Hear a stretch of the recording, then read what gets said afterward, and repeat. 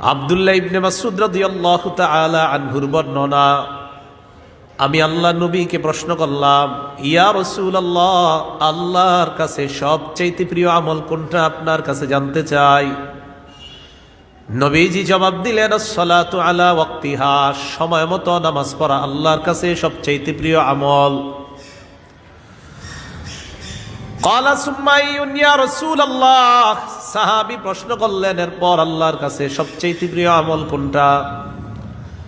নবীজি জবাব দিলেন, বিররুল ওয়ালিদাইন, পিতা মাতার প্রতি সৎ আচরণ করা। ক্বালা সুম্মা আইয়ুন ইয়া রাসূলুল্লাহ, সাহাবী প্রশ্ন করলেন, এরপর সবচাইতে আল্লাহর কাছে প্রিয় আমল কোনটা। নবীজি বললেন, আল জিহাদু ফি সাবিলিল্লাহ, আল্লাহর রাস্তায় জিহাদ করা।